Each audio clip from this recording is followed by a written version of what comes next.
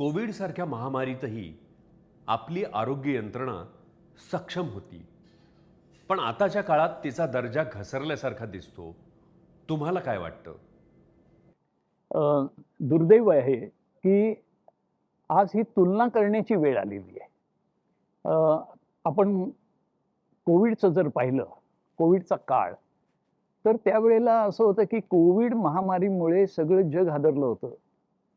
तसं म्हटलं तर कुणाचीच तशी तयारी नव्हती. कारण हा सगळा प्रकार आहे तो अगदी नव्यानंच आला होता. त्याच्यावरचे उपाय माहिती नाहीत. ते कसं थांबवायचं माहिती नाही.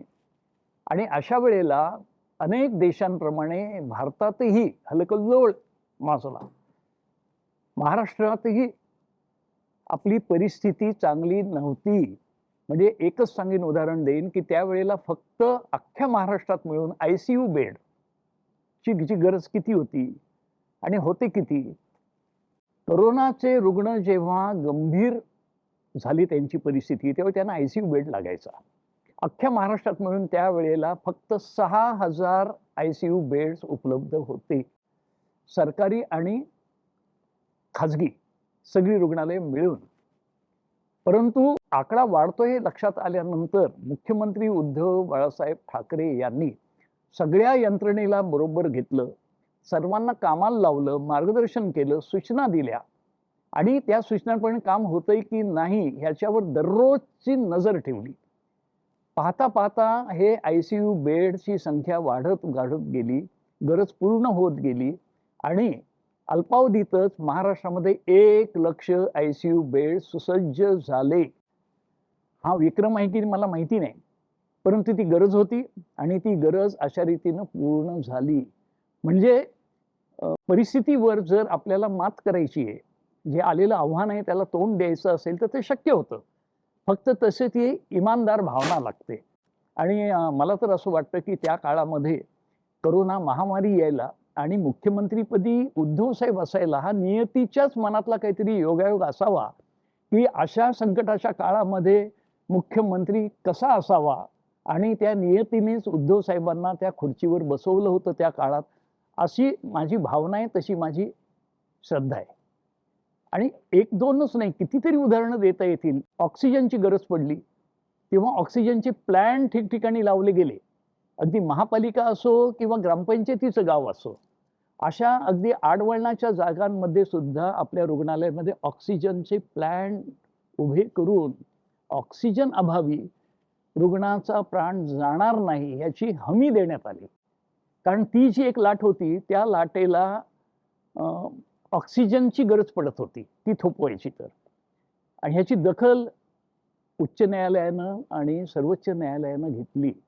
आणि त्यावेळेला असं सांगण्यात आलं होतं, की इतर राज्यांना न्यायालयानं मार्गदर्शन केलं, की तुम्ही महाराष्ट्राने काय उपाययोजना केली आहे तिकडे लक्ष द्या. म्हणजे इतकी चांगली आदर्श आणि तत्परतेची सोय तेव्हा ती करण्यात आली होती. अनेकाची उदाहरणं आहेत. आणि आज आपण बघतोय, की जे काही रुग्णांचे हाल होत आहेत आणि प्राण जात आहेत. म्हणजे खरोखर धक्कादायक गोष्ट आहे, की जिल्हा रुग्णालये जी आहेत, बरं 1-2 नाही आहेत. जनता ह्याच्यावर अवलंबून आहे पूर्णपणे. खाजगी रुग्णालयात जाणं त्यांना परवडत नाही. आणि अशा वेळेला एकच एक आसरा असतो आणि तो म्हणजे सरकारी रुग्णालय.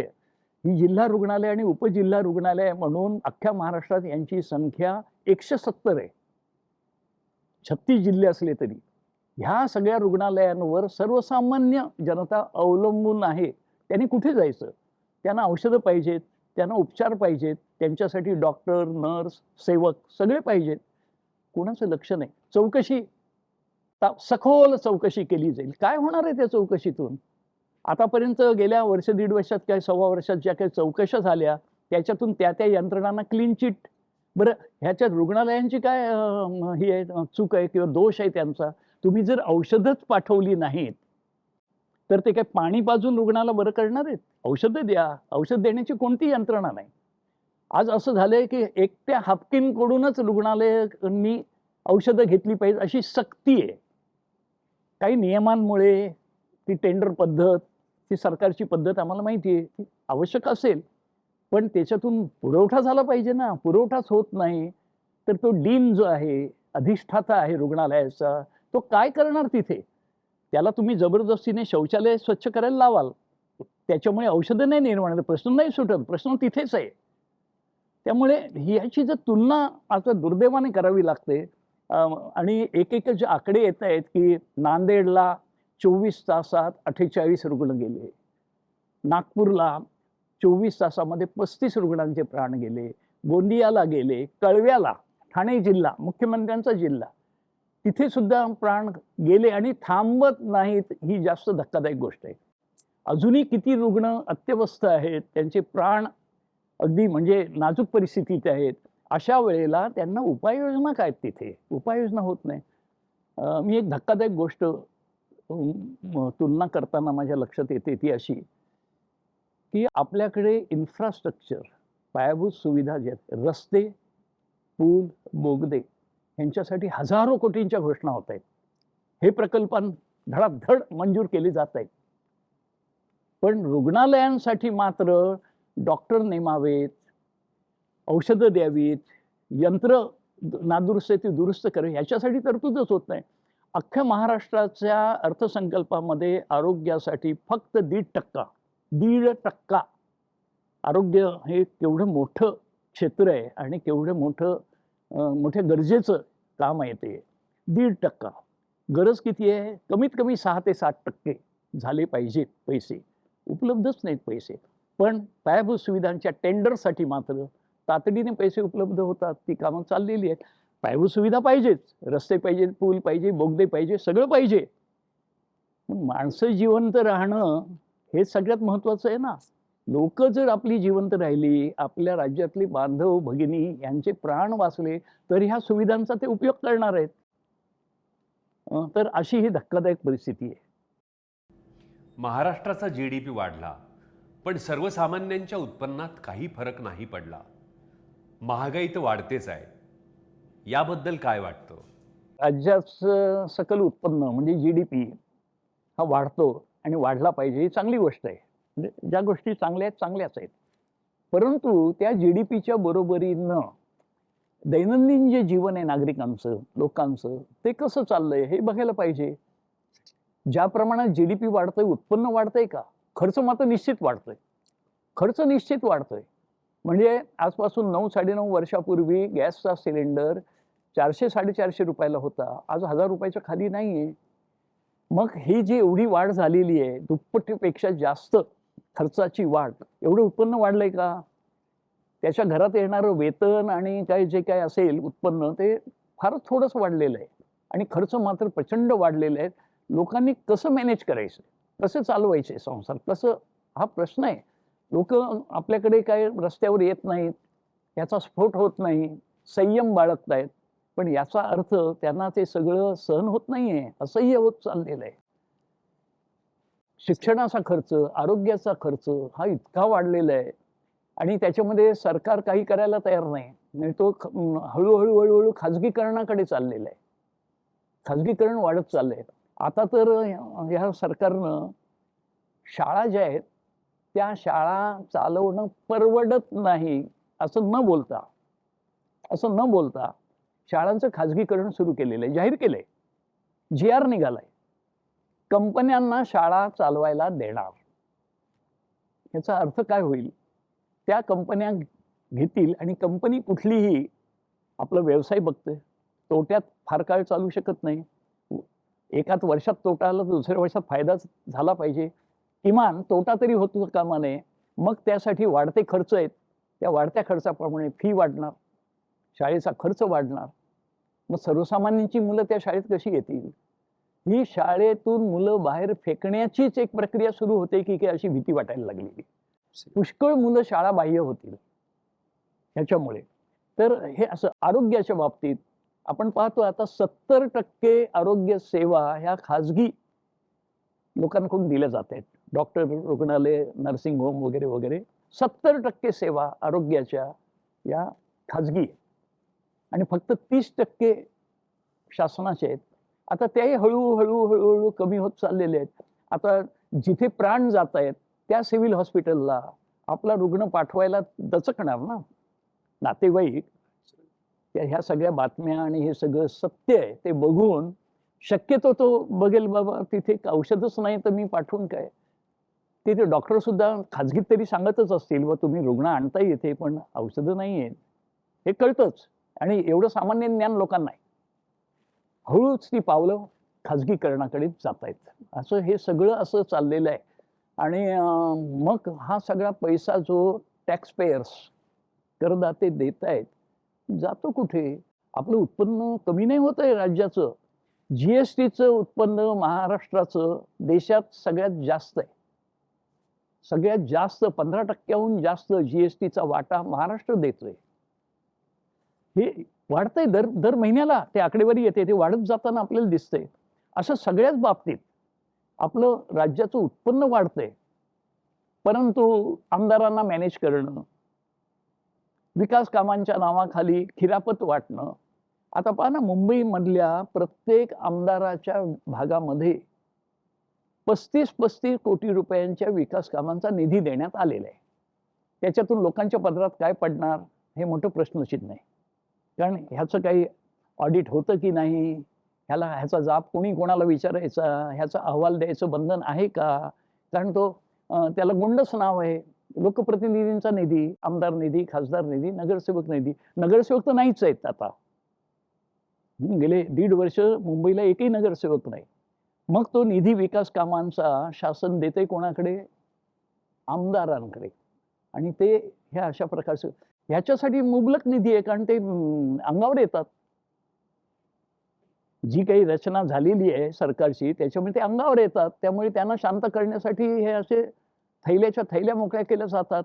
परंतु रुग्णालयामध्ये औषधं देण्यासाठी मात्र पैसे नाहीत. डॉक्टर नेमण्यासाठी पैसे नाहीत. कितीतरी मोठा प्रचंड बॅकलॉग आहे.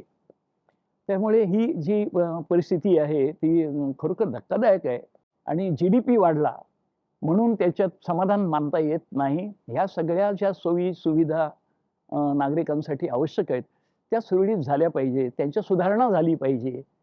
मृत्यूचं सत्र आहे ते थांबलं पाहिजे. शिक्षणासाठी आपल्या ज्या सरकारी शाळा आहेत त्या सुरक्षित राहिल्या पाहिजेत, सुरू राहिल्या पाहिजेत. काय होते त्याचं सगळं आता जनता बघते नुसते उघड्या डोळ्यांनी. तो किती काळ सहन करणार हा प्रश्न आहे. आत्तापर्यंत कुठल्याच सरकारनं स्वतःचं एवढं ब्रँडिंग केलं नव्हतं. पण ह्या सरकारनं होर्डिंग, बस, ट्रेन, रेडिओ, पेपर सगळीकडे जाहिरात केली आहे. हा सगळा पैसा शेवटी जनतेचाच आहे. याबद्दल याचा जाब विचारला पाहिजे असं नाही वाटत का आपल्याला? आपण सहज जरी रस्त्यांवरून फिरत गेलो तरी सुद्धा ठिकठिकाणी तेच चेहरे, त्याच घोषणा आणि ते सगळं चालू आहे. ह्याच्या खेरीज करण्यासारखं काही नाही. कारण कसं आहे, हा जो जाहिरातीचा जो सगळा काही प्रकार असतो त्याच्यामध्ये एजन्सीज असतात. त्यांना एक ऑर्डर दिली आणि एक चेक दिला की काम होऊन जातं. गणेशोत्सवामध्ये एवढे अशा प्रकारचे फलक लागलेले आपण बघितले की तिथे सुद्धा गणेश भक्तांचं स्वागत करायला पंतप्रधान, मुख्यमंत्री, 2-2 उपमुख्यमंत्री यांचे फलक अगदी ठिकठिकाणी असे. ह्याची दखल शेवटी जनता घेत असते. ह्याचा जाब विचारणारे विचारतायत, उत्तर देणारे त्याला उत्तर कुठे देत आहेत? उत्तर द्यायचं काही हे बंधनच दिसत नाही. उत्तर नाही दिलं जात. पण मी नेहमीच म्हणत असतो की ह्या सगळ्याची दखल जी सायलेंट, शांत राहिलेली जनता आहे ती दखल घेत असते. आणि त्याच्याबद्दल त्यांना जेव्हा प्रकट व्हायचं आहे तेव्हा ते प्रकट होणार. पण तोपर्यंत ह्या गोष्टी आहेत ह्या खरोखर एका विचित्र पद्धतीने जनतेच्या पैशाची उधळपट्टी होते आणि त्याच्यातून पदरात काहीच पडत नाही. मुंबईचं सुशोभीकरण असा एक प्रकार झालाय आणि त्याच्यामध्ये काही हजार कोटी रुपये उधळले जात आहेत. ते रस्त्यांच्या मध्ये ज्याला डिव्हायडर म्हणतो रस्त्यांचा, त्याचं सुशोभीकरण आणि त्याच्यावर निरनिराळे ते चायनातून आलेले दिवे, त्यांची रोषणाई, तिथे वेगवेगळ्या प्रकारच्या काहीतरी वस्तू ठेवणं, मी तर एका ठिकाणी पाहिलं की जे रिफ्लेक्टर असतात, जे गाडीच्या मागे किंवा जिथे अंधाराचा भाग असतो त्याच्यावर किंचित उजेड पडला तरी ते चमकतं. पण मुंबईचे रस्ते झगमगान निघालेले आहेत. अशा ठिकाणी 1-1 फुटावर रिफ्लेक्टर लावलेले आहेत. 1-1 फुटावर रिफ्लेक्टर. तिथे उजेड आहे भरपूर. तिथे गरजच नाही रिफ्लेक्टरनी. तिथे काही कोणी आपटण्याची, कुठे घसरण्याची, वाहन इकडे-तिकडे जाण्याची काहीही अ, भीती नाही. अशा ठिकाणी अशा ह्या बिनगरजेच्या गोष्टींवर जो वारेमाप पैसा खर्च केला जातो, तो शेवटी करदात्यांच्या खिशातून आलेला आहे. जे गरजेचं काम आहे ते झालं पाहिजे. शाळांमध्ये आज जर मुलींसाठी सुद्धा शौचालयं नसतील, तर शाळेत जाणं बंद करतात मुली अशा वेळेला. शाळांमध्ये साधी ही प्राथमिक गरज आहे, पिण्याचं पाणी, शौचालय, हे आरोग्याच्या सुविधा ह्या सगळ्या, म्हणजे स्वच्छतेची ही गरज आहे. गरजेच्या गोष्टी काही होत नाहीत. ज्या गरजेच्या गोष्टी आहेत त्या मात्र केल्या जात नाहीत आणि प्रसिद्धीसाठी वारेमाप पैसा उधळला जातोय. ह्याची ह्याची गरज आहे का?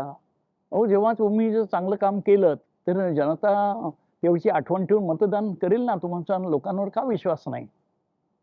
त्यांना कशासाठी तुमचे चेहरे सारखे दाखवत राहिलं पाहिजे आणि ते त्यांच्याच खर्चाने.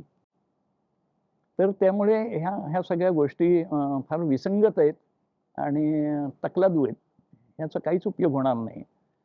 पण तरी चाललेलं आहे. हे फार भयंकर आहेत काही गोष्टी तर अशा आहेत की लोकांना आज मुंबईसारख्या शहरामध्ये अनेक ठिकाणी पाणी जर जात नसेल, तर ते पाणी पोहोचलं पाहिजे. त्याच्यासाठी काहीतरी चांगल्या यंत्रणा सुधारून याच्यावर लक्ष कोण देणार? नगरसेवकच नाही आहेत. प्रशासन पाहू नाही शकत आहे ह्या सगळ्या गोष्टी. ती निवडणूक घ्या, ती निवडणूक घेण्याची तयारी नाही. आज मुंबईचे 227 नगरसेवक अदृश्य होणं, प्रशासन हे अधिकारी वर्गाला सुद्धा हे एक प्रकारे नगरसेवक असणं हे फार सोयीचं होतं. कारण बऱ्याच गोष्टी त्या तिथून यायच्या, फिल्टर व्हायच्या. आता थेट त्यांच्यावर डायरेक्ट एक तर जाऊ शकत नाहीत लोकं आणि गेले तरी त्याचा उपयोग होत नाही. कळत नाही कसं करायचं. त्या नगरसेवकाला आपल्या भागातल्या जनतेचा परिचय असतो, त्यांच्या प्रश्नांची जाण असते, माहिती असते. ते फिरून सगळं घेतात, त्या कामाचा पाठपुरावा करतात आणि लोकांचे प्रश्न सुटतात. आज हे गेलं 1.5 वर्ष असंच अडकून पडलेलं आहे. तेव्हा मुंबईसारखं शहर असो की ग्रामीण भागातले भाग असोत, ह्या सगळ्या ठिकाणी जनतेच्या खऱ्या गरजा आहेत त्यांच्याकडे दुर्लक्ष आणि फक्त दिखाव्याच्या गोष्टी आहेत त्या केल्या जात आहेत. माथाडी कायद्याबद्दल आपण स्वतः खूप काम केलं आहे. यातल्या काही अनिष्ट गोष्टींचा उद्योगांना जाच होतो, त्याबद्दल तुम्ही मंत्री असताना आणि त्याआधी सुद्धा भरपूर प्रयत्न केले, त्याबद्दल सांगा. खरं आहे, मी महाराष्ट्रामध्ये उद्योगमंत्री होतो. मला सलग 7-7.5 वर्ष उद्योगमंत्री म्हणून काम करता आलं आणि त्या काळामध्ये उद्योगांसमोर असलेल्या प्रश्नांची खूप माहिती झाली होती आणि ते प्रश्न कसे सोडवायचे. तर जे उद्योग महाराष्ट्रातून बाहेर जातात त्यावेळी खूप हाकाटी होते. साहजिकच आहे, आपण नाराजी होतो आणि असं का व्हावं? त्याच्यातले जे काही 2-3 मुद्दे होते त्यातलं हे कारण आहे, काही लोकांना ह्या माथाडी कायद्याचा जो गैरवापर होतोय, त्याचा प्रचंड जाच झाला, छळ झाला. त्यामुळे लोकं खूप त्याच्यातून हैराण झाली, उद्योजक. आणि म्हणून बरं, माथाडी कायदा जो आणला गेला, तो चांगल्या अर्थाने आणला गेला, चांगल्या उद्देशाने आणला गेला. ही जे माथाडी डोक्यावरून बोजा उचलून, घाम गाळून आपलं पोट भरतायत, कुटुंबाचं पोट भरतायत, गावाकडे पण लक्ष देत आहेत, कष्टाचं काम करतायत, त्यांच्या संरक्षणासाठी हे कायदा आणला. ते माथाडी कामगार येऊन कोणाला लुटत नाहीत, ते त्रास देत नाहीत उद्योगांना. त्रास देणारे भलतेच लोक आहेत. त्या कायद्याचा गैरवापर करतात. म्हणजे आम्ही माथाडींचे पुढारी आहोत आणि आमच्याकडे माथाडींची टोळी आहे असा आभास निर्माण करून त्या कायद्यातल्या काही ज्या तरतुदी आहेत त्यांचा गैरवापर करून कार्ड छापली जातात आणि अक्षरशः उद्योगांमध्ये त्यांनी शिरकाव केला आहे आणि उद्योगांमध्ये जाऊन धमक्या देऊन खंडणीचे प्रकार वाढतात.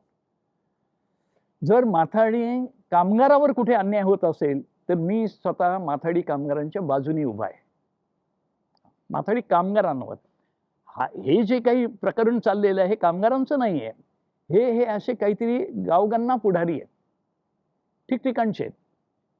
त्यांना कुठल्या राजकीय पक्षांचा आशीर्वाद असेल तो असेल, चुकीचा आहे. परंतु ते सगळं कवच घेऊन आणि पोलिसांशी संगनमत करून, पोलिसांना हा कायद्याचा आम्हाला आधार आहे असं खोटं सांगून दाखवून त्या ठिकाणी ह्या टोळ्या यांच्या काम करतायत. उदाहरण देतो एक.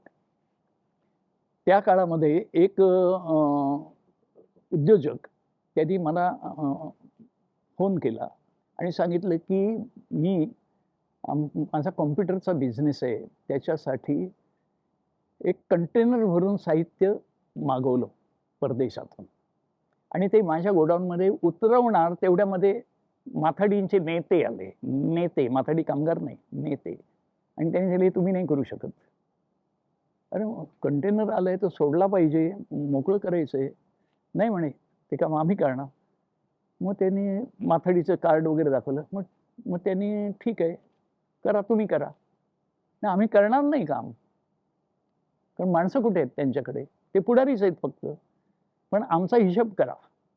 खंडणी, सरळ सरळ खंडणी. मग ते पोलीसमध्ये गेले की त्यांना पण वाटलं हे गैर आहे. कसं तुम्ही कामही नाही करत, तुम्हाला काम पाहिजे ना, मी द्यायला तयार आहे. तुम्ही जर माथाडींमार्फत काम करणार असाल तर तुम्ही करा, मी माझ्या माणसांना बाहेर बाजूला ठेवतो. काम करायला माणसं नाहीत, पण त्याची फी मात्र पाहिजे, त्याचं जे काही बिल असेल ते मात्र पाहिजे. ही खंडणी आहे. दुर्दैवानं पोलिसांनी त्यांना काही मदत केली नाही. ते माझ्याकडे आले आणि मला मग आम्हाला काही जे काही मदत करायची ती केली. त्याचं एक प्रकरण. पण असे किती लोक येणार आमच्याकडे, ते प्रकरण त्याचं सुटलं. पण असे लोक परेशान होतात या अशा यांच्यामुळे. तर आमचं म्हणणं असं होतं की माथाडी कायद्यामध्ये त्यावेळेला अमेंडमेंट करायची. अशा प्रकारे आम्ही कामगार विभाग आणि गृह विभाग ह्या सगळ्या अधिकाऱ्यांच्या बैठका घेऊन त्याच्यातून हळूहळू ह्या प्रकरणाची खूप प्रगती झाली होती. आणि माथाडी जे कामगार म्हणून त्यांचे जे हक्क असतील ते अबाधित ठेवून त्याच्यामध्ये कुठेही ढवळढवळ करायची नाही. फक्त ज्यांच्याकडे माथाडी कामगारच नाहीत असे लोक ही स्वतःचीच एक टोळी बनवून किंवा स्वतः आम्ही नेते आहोत म्हणून कायद्याचा गैरवापर करतायत, तेवढी एक सुधारणा, कायदे सुधारणा किंवा अमेंडमेंट ही आम्ही प्रस्तावित केली होती. माझ्या असं कानावर आलं होतं की आता सुद्धा तसा काहीतरी प्रयत्न होतोय, अजून ते होत नाही. त्यांनी माथाडी कामगारांना समजावून सांगायला पाहिजे की तुमच्या हक्कांवर कुठेही घाला येत नाही, तुमचे हक्क तसेच असतील, आम्हाला तुमच्याबद्दल आत्मीयता आहे, तुम्हाला संरक्षण दिलंच पाहिजे. कामगारांना, माथाडी कामगार ते तिथे जातच नाहीत औद्योगिक पट्ट्यात. त्यांचं काम जास्त करून बाजारपेठांमध्ये असेल आणि जिथे औद्योगिक पट्ट्यांमध्ये खरोखर माथाडी कामगारांचं काम असेल त्यांना संरक्षण दिलंच पाहिजे. परंतु धंदेवाईक पद्धतीनं अशी जी लुटमार चाललेली आहे ही थांबवायसाठी जर काही उपाययोजना करायची गरज आहे तर ती ताबडतोब झाली पाहिजे. महाराष्ट्रातल्या औद्योगिकतेला वृद्धिंगत करण्याचा तुमचा वारसा आताचं सरकार पुढे नेताना दिसत नाही. तुम्हाला काय वाटतं? पुण्याजवळच्या हिंजेवाडीमध्ये आपलं एक औद्योगिक क्षेत्र आहे. ते पूर्णपणे माहिती तंत्रज्ञान जो उद्योग आहे त्याच्यासाठी निर्माण केलेलं आहे. भारतातल्या एकंदर सॉफ्टवेअर एक्सपोर्टपैकी म्हणजे निर्यात होते त्याच्यातला फार मोठा वाटा हा फक्त हिंजेवाडीतून जातोय. इतकी मोठी ताकद आहे त्याच्यामध्ये. पण एवढी सगळी महाराष्ट्रामध्ये तयारी आहे. एक फार महत्त्वाचं जे काही आपलं सामर्थ्य आहे ते कोणतं आहे की आपल्याकडे सॉफ्टवेअर इंजिनियर्स आणि IT सगळे इंजिनियर्स खूप मोठ्या प्रमाणात शिकतात आणि ते जगभरामध्ये सर्वत्र सगळ्या देशांमध्ये जाऊन आपली छाप पाडतात. इतकं चांगलं आपल्याकडे मनुष्यबळ आहे. म्हणजे ट्रेंड मॅन पॉवर ही जी आहे ना ती आपल्याकडे उपलब्धच आहे. पण त्यांचा उपयोग करण्यासाठी उद्योग वाढले पाहिजेत. आपल्याकडे प्रयत्न कुठे होते? प्रयत्न झाले पाहिजेत. आमचं म्हणणं हे आहे, प्रयत्नच होताना दिसत नाही. अलीकडेच गुजरातमध्ये म्हणजे गांधीनगरला त्या ठिकाणी एक फेस्टिवल झाला, एक मोठा हे झाला IT साठीच. IT उद्योगासाठी चं प्रमोशन करणे ह्याच्यावर एक मोठी परिषद घेतली. ह्या परिषदेला स्वतः पंतप्रधान गेले होते आणि निम्म्या राज्यांनी, त्याच्यामध्ये दक्षिणेकडची राज्य तामिळनाडू, आंध्र, तेलंगणा, नंतर उत्तरेकडचे नोएडा, गुरुग्राम आणि गुजरात अर्थातच होस्ट स्टेट होतं ते यजमान. त्यांचं सगळ्यांचं महाराष्ट्राने तिथे काय गेलेत, माहिती दिली आहे, बोललेत काय, असं काय ऐकू येत आलेलं नाही. मग आता हे क्षेत्र ज्याच्यामध्ये इतर राज्य आपल्या मागून आली, म्हणजे कानामागून आली आणि तिखट झाली. आय टी क्षेत्रातली सुरुवात ही महाराष्ट्रात झालेली आहे. त्या काळामध्ये ही जी इंजिनिअरिंग कॉलेजेस झाली, ह्यांची सुरुवात म्हणजे खाजगी क्षेत्रामध्ये इंजिनिअरिंग कॉलेजेस स्थापन करण्याची परवानगी सर्वप्रथम मुख्यमंत्री वसंतदादा पाटील यांनी दिली होती. त्यानंतर हे जे माहिती तंत्रज्ञानाचं क्षेत्र आपल्याकडे खूप वाढायला लागलं. त्यानंतर त्याचं अनुकरण तेलंगणा म्हणजे हैदराबाद, मंगळुरू या ठिकाणी झालं. आज ते कुठच्या कुठे पुढे जात आहेत. सगळे त्या चिप्स बनवण्याचे जे आहे सेमीकंडक्टर्स याचे उद्योग तिकडे जातात. तो फॉक्सकॉनचा उद्योग गेला होता गुजरातला, तिथून पण त्यांनी रद्द केलं, ते सोडून द्या. वेदांताचा उद्योग तो गेला. आपलं जे ड्रग पार्क जे महाराष्ट्रात आपण रोह्याजवळ रायगड जिल्ह्यात करणार होतो, आपल्याकडे सगवंद त्याची जागा, जमीन वगैरे भूसंपादन सगळं झालेलं आहे, ते उचलून दिलं गेलं गुजरातला.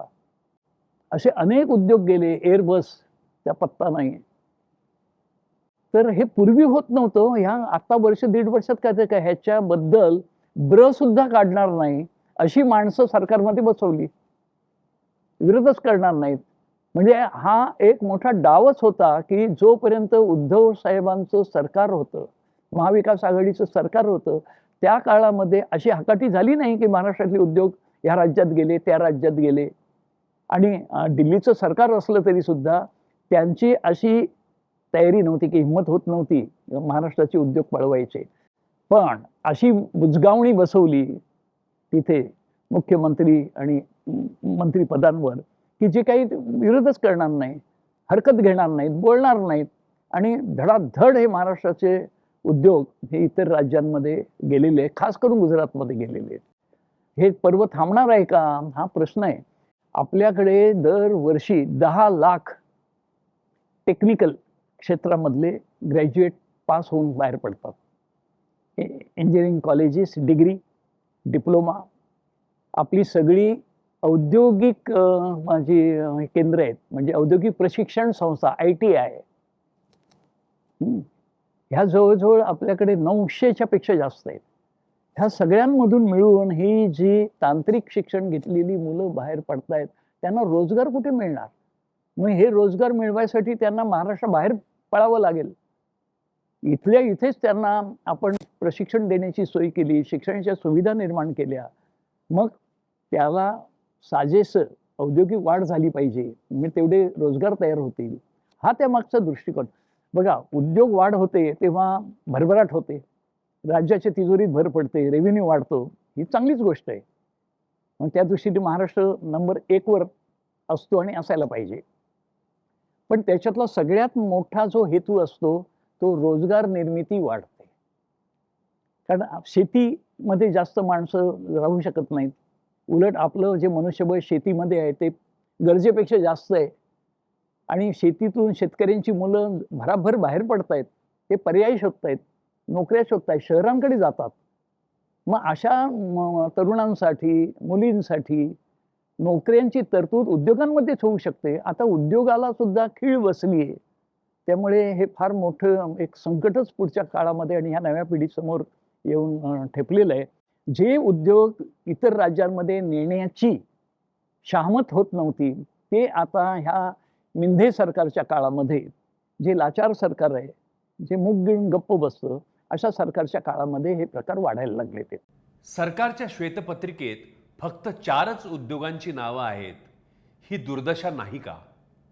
हिचे आता दुर्दशा म्हणजे दुर्दैवाचे दशावतार.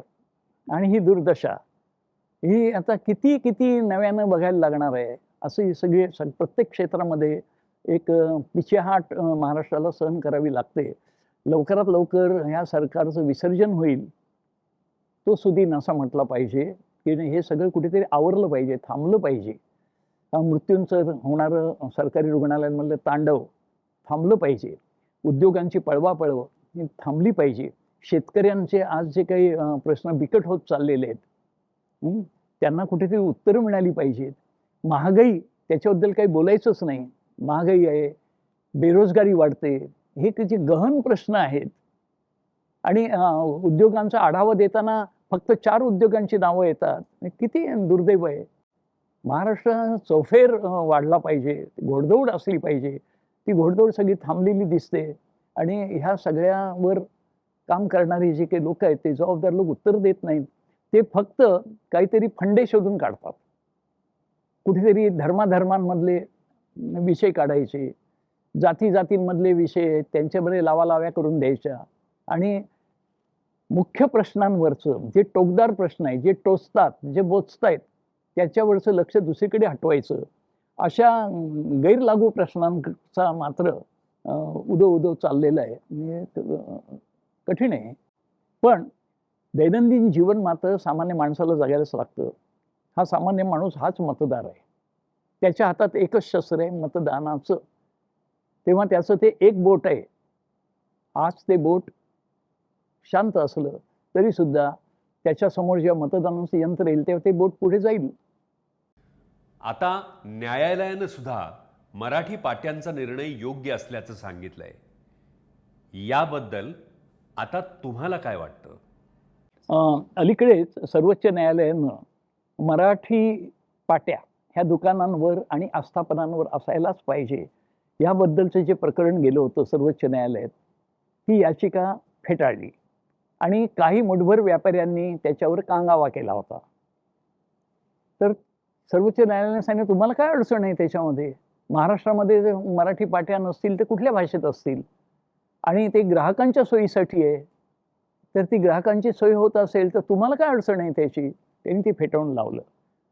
आणि हा जो कायदा केलेला आहे त्यावेळेला महाविकास आघाडीचं सरकार होतं आणि माननीय उद्धव बाळासाहेब ठाकरे यांनी मार्गदर्शन केलं होतं की ह्याच्याबद्दल आपल्याला ठोस काहीतरी केलं पाहिजे. मग मी माझ्या मराठी भाषा विभागातर्फे याचं एक विधेयक राज्याच्या मंत्रिमंडळासमोर ठेवलं. त्यांनी ते मंजूर केल्यानंतर विधानसभेने ते एकमताने मंजूर केलं. एकमताने, कोणीही विरोध केला नाही. आणि त्याची अंमलबजावणी सुरू झाली. अंमलबजावणी सुरू झाल्यानंतर काही लोकांच्या पोटात दुखू लागलं आणि त्यांनी त्याच्यावर हाकाटी केली. परंतु निम्न्या महापालिकांनी वगैरे हे काम धूमधडाक्यात सुरू केलं होतं. पण हायकोर्टात गेलं, हायकोर्टाने फेटाळलं. मग ते गेले सर्वोच्च न्यायालयात आणि तिथे काही महिने ते अडकून पडलं होतं. परंतु राज्य सरकारनं त्याची वेळीच दखल घेऊन त्याच्यावर जी काही बाजू मांडायला पाहिजे ती मांडली नाही. पण जेव्हा ते प्रकरण उभं राहिल्यानंतर सर्वोच्च न्यायालयानं थोड्याच वेळामध्ये ते खारिज करून टाकलं, बाद करून टाकलं. आता सगळं होईल ते हे झालं पाहिजे. आपल्या महाराष्ट्रात आपण मराठीचा गौरव करणार नाही तर कुठे करणार? आम्ही आणखी एक दुसरं जे विधेयक केलेलं आहे, विधेयक म्हणण्यापेक्षा ते धोरण केलेलं आहे. आणि ते धोरण आहे की सर्व भाषिक शाळांमध्ये मराठी हा विषय अत्यावश्यक म्हणून शिकवलाच पाहिजे, अनिवार्य. म्हणजे निम्न्या बोर्डांच्या ज्या शाळा असतात, ICSE किंवा CBSE, IG, हे मराठी भाषा शिकवण्याच्या बाबतीत फारसे उत्साही नव्हते, उत्सुक नव्हते. ते प्रकरणाकडे दुर्लक्ष करायचे. परंतु आपल्या धोरणामुळे ते आता अनिवार्य झालं, सक्तीचं झालं आणि त्याची अंमलबजावणी सुरू झाली. परंतु काही शाळा ते स्वतःला जे सर्वांपेक्षा उच्च समजतात, त्यांनी सत्तांतर झाल्यानंतर, हे जे चुकीचं सत्तांतर झालं खोट्या पद्धतीनं, हे नवीन आलेल्या सरकारकडे काहीतरी रद्दबदली केली आणि आता त्याबद्दलचा जो आग्रह आहे किंवा राज्य सरकारच्या शिक्षण विभागाने ती यंत्रणा राबवली पाहिजे की मराठी भाषा हा सर्व शाळांमध्ये विषय शिकवला जातो की नाही ह्याच्यावर लक्ष दिलं पाहिजे. ते थंडावलंय, हे थंडावलेलं आहे. म्हणजे असं अनेक बाबतीमध्ये आपल्याला जी काही पिछेहाट दिसते त्याच्यामध्ये अस्मितेच्या बाबतीत सुद्धा म्हणजे हे तर इन्फ्रास्ट्रक्चरचं काम नाही, आरोग्य शिक्षण असं काम नाही, परंतु हे काम आहे आपल्या अस्मितेचं. तेव्हा दुकानांच्या पाट्या आता सर्वोच्च न्यायालयाच्या या निर्णयामुळे तो मार्ग मोकळा झाला. आता हे जे धोरण आहे मराठी भाषा शिकवणं अनिवार्य, याच्यावर काही अजून ते कोर्टाचं वगैरे काही नाही बंधन, पण सरकार त्याच्याबद्दल हळूहळू जातंय किंवा थबकलंय. आम्ही आता त्याच्याबद्दल हाकाटी करतोच आहोत आणि हे ते जे प्रशासन आहे त्याला खडबडून जागं करावं लागेल. असे अनेक विषय आहेत आपले.